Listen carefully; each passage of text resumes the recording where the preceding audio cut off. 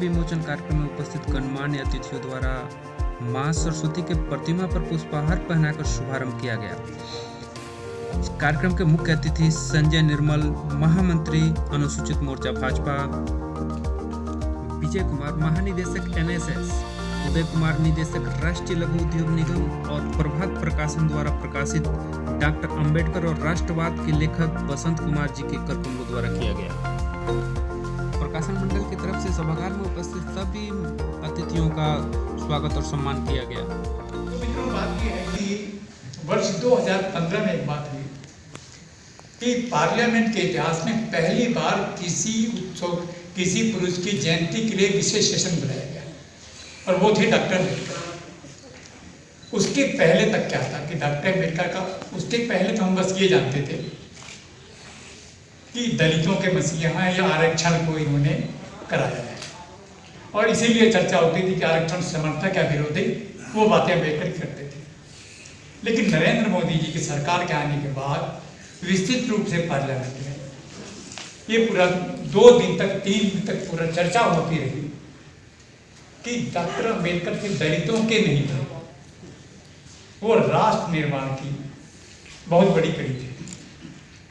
संविधान निर्माता हम लोग सब जानते हैं, संविधान निर्माता था।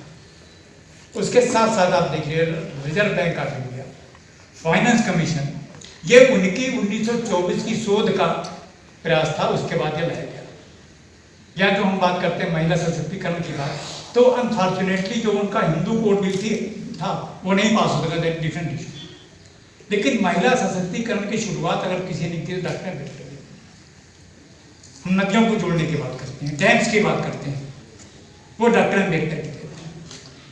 पहली बार जो हिंदुस्तान में लेबर की बात थी, लेबर से आप 8 घंटे ज़्यादा काम नहीं लेंगे, वह अम्बेडकर की बात। तो मतलब हमको डॉक्टर अम्बेडकर के बारे में ये मिला कि वो सिंपली एक विशेष वर्ग के नहीं थे, वो पूरे देश निर्माण में सारे वर्गों के नेता थे और ये बात लोगों के सामने लाई जानी जरूरी थी। अब ये बात होती कि आखिर ये कैसे, ये किताब की बात है, कैसे शुरू हुई। तो मेरे एक मित्र हैं विनोद सोनकर जी, तो जब ये सेशन शुरू हुआ तो उसके बाद मैं बात कही कि क्यों जो नरेंद्र मोदी साहब ने डॉक्टर अम्बेडकर के बारे में बोला है उनको कहीं संकलित किया जाए।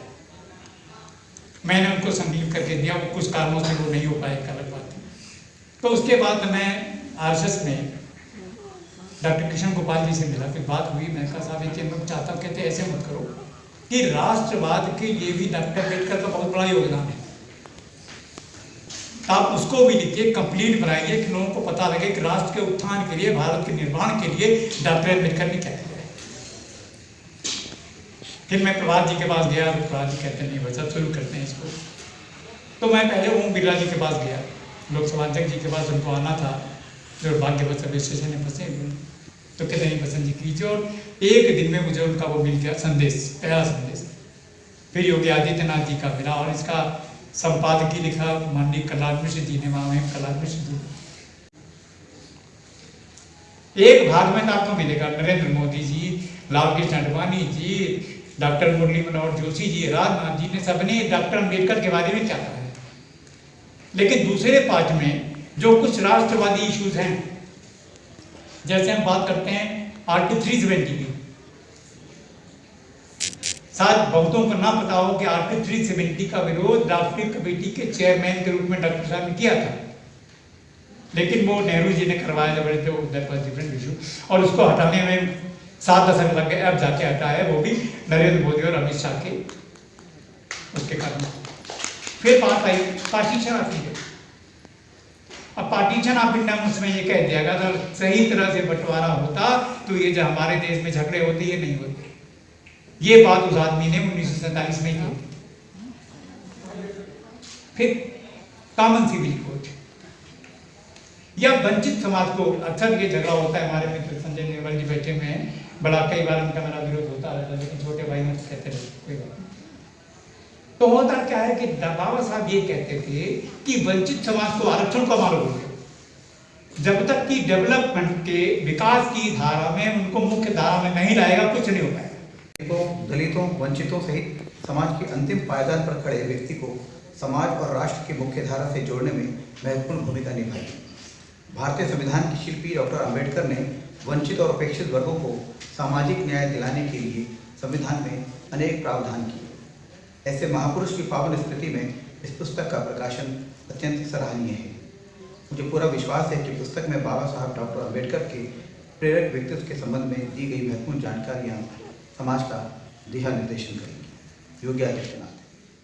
अब वह क्षण सम्मान दिया कि मुझे स्टेज पर बैठा करके बसंत मानी और कुछ शब्द मैं भी बोलूँ। अंतरांड है वैसे, जहाँ तक डॉक्टर अम्बेडकर की बात है, एक विचारधारा है, ये किसी व्यक्ति का नाम नहीं है। जैसे मार्क्सवाद है, गांधीवाद है या लेनिनवाद जो भी है, उस पर जितनी भी रिसर्च की जाए शायद वो संभव नहीं कोई एक व्यक्ति कर सकेगा। उन्होंने इतना बड़ा लिटरेचर दिया है और इतना आइडिया थॉट्स दिए हैं कि वो संभव ही नहीं है, किसी महासागर भी उसके आगे छोटा पड़ जाएगा शायद। उनकी जो राष्ट्रवाद की विचारधारा, वो भी मुझे लगता है कि जो मेरे विचार में वो बाउंड्रीज बियॉन्ड बाउंड्रीज है, क्योंकि उसमें मानवता ज़्यादा है। बाउंड्रीज की बात वो कम करते हैं, लेकिन उन्होंने मानवता की बात। और जो बसंत जी ने मेरे को ये जो बुक के बारे में बहुत पहले मेरे को इसके बारे में बोले थे एक्चुअली, एंड मुझे पता है एक्चुअली बसंत जी ने is a very good writer, बहुत लिखा है मेरे पास, उनका सभी बुक्स मेरे पास है एक्चुअली।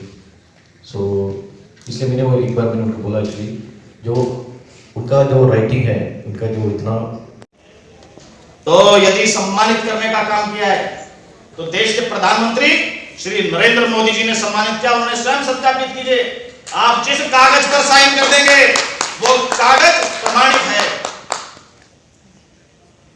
उन्होंने कहा, उन्होंने देखा कि आप सब जानते हैं कि स्वच्छता अभियान किसके लिए किया गया?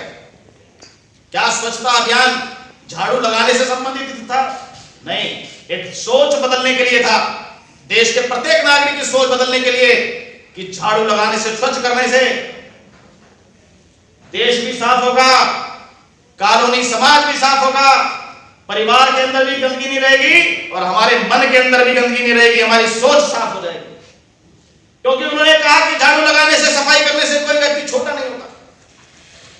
बंधुओं, ऐसी विचारधारा जो डॉक्टर अंबेडकर जी के कर्म को चरितार्थ करती है, वो कौन कर रहा है? डॉक्टर अंबेडकर जी यही तो चाहते थे, समानता हो, समरसता हो, आपस के अंदर एक व्यवहारिक तरीके से लोग मिलजुल कर रहे हैं।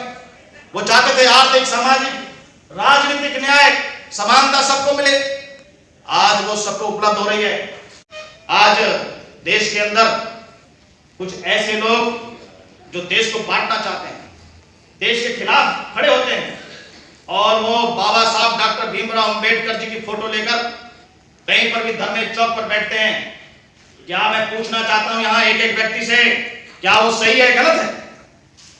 जिस बाबा साहब डॉक्टर भीमराव अंबेडकर, जिनके किसी भी आंदोलन में कोई हिंसकता नहीं हो, संसार में यदि सबसे ज्यादा आंदोलन हुए हैं तो बाबा साहब डॉक्टर भीमराव अंबेडकर जी के नेतृत्व में हुए। आप बने रहे हमारे साथ। वीडियो को लाइक, कमेंट और शेयर करें।